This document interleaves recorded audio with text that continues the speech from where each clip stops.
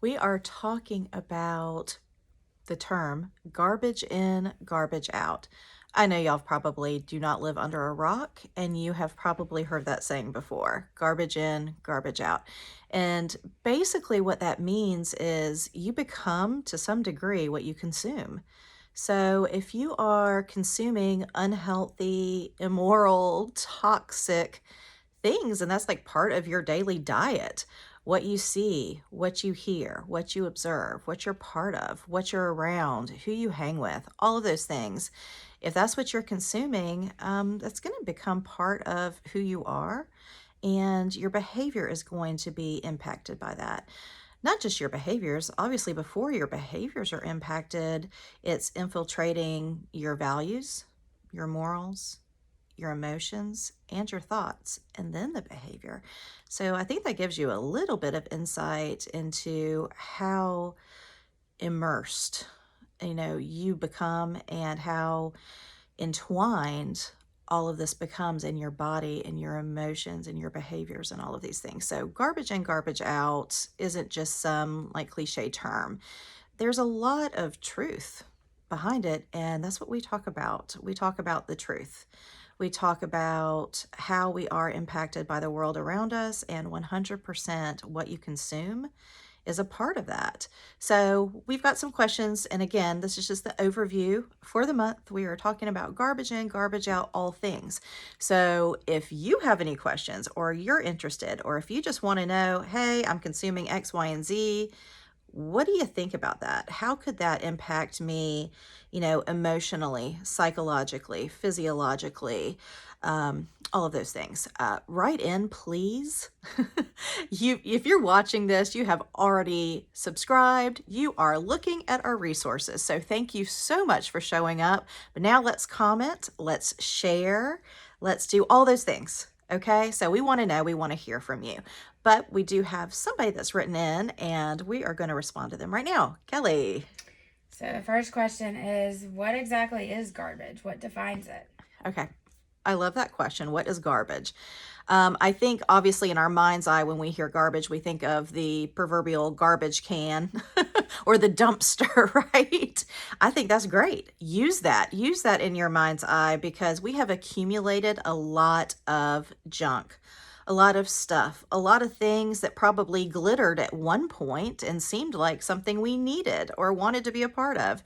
And now it's proven to be unhealthy and toxic. So, some examples of that could be stuff. I mean, maybe you've accumulated things in hopes that that will define you in some way, to make you feel better, to make you feel a sense of worth or belonging or accomplishment or achievement, right?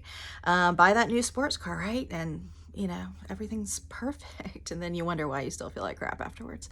So that's an example of stuff. But I think we're going on a deeper level here as to the garbage that we consume. So that can be on platforms, that can be in the social media space, that could be in media. So the news, television, social, all of those things. That can be in the friendships that you keep or the associations that you have. You're the average of the 5 people you spend time with. So take that into consideration. Who are the 5 people you're spending time with? I think the books we read, whatever we consume, it could even be the place that we work. What kind of environment is that? Is it life-giving or life-taking? I mean, do you feel like it's sucking the life out of you? Then it's probably life-taking. So we really want to ask ourselves the questions of, what are we consuming? What are we seeing? What are we hearing? What are we ingesting? That could be food, that could be diet, that could be all of the other things we've discussed. That could be, what are we receiving intellectually? What are we receiving socially? All of those things, we need to be extremely mindful of them and ask, are they life-giving? Are they life-taking? And are we in a place in our lives where we are consuming, and we are not creating? Those are the big things.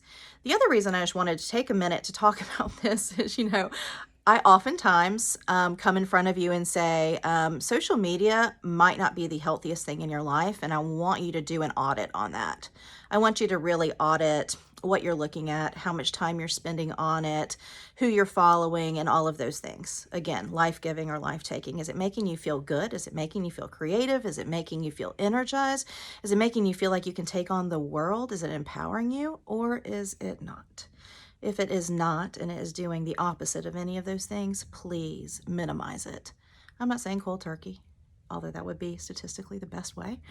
But I'm saying do a true audit and look at those things. I would not be asking you to do those things on social media if I hadn't done it myself, okay? So please understand that when I come to you, I am coming to you because I have a wonderful, supportive, amazing people around me that really want to get my message out to you. So I come, I sit, I record, I give it to them. I am not on social media.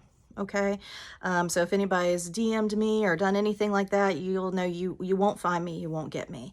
I have a very minimal presence, and I have literally spent, and I am not kidding, under 120 minutes on across all platforms in the whole year.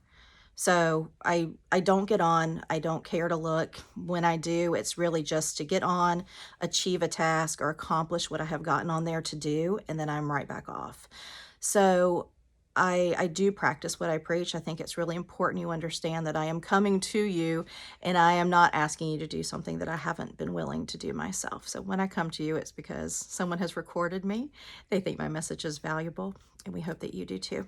So do those things. Really focus this week on garbage in, garbage out. What are you consuming? And doing a careful personal audit on that. Are there any other questions, Kelly? Yeah, how would you recommend someone set their filter Oh, for this garbage to keep it balanced? a filter? You're asking me something that has to do with social media, right? Which we know I don't know. What is a filter? What is a filter? Well, I think what they mean is more so they know how to balance, find this happy medium of what, they can hold on to before it becomes the garbage that you just explained. Yeah. I think it's really important that you do that personal inventory, take inventory of how you're spending your time, where you're spending your time, and are the people or the information involved in that, is that healthy? I think that there is a way to filter that out on social platforms, and I recommend that you do that. I also recommend that you turn off any of the alarms or the indicators or whatever they're called. And because you don't want to be constantly distracted. That's a whole nother topic on productivity and all of that, but turn it off. You do not need to be alerted to what's going on in the world when you need to be spending time in reflection or being productive towards something that you've already given, said that you'd give your time to and you're responsible to, like family or work or something much more important than what's going on in somebody else's life or in the world at large. So thanks so much, and let's see you next time, okay? Please comment, please like, please share, please do all of those things. We want to get the word out. I can't talk. And we also want to make sure that the things that you are consuming are wholesome and life-giving, and I think that we do that. Thanks so much. Bye-bye.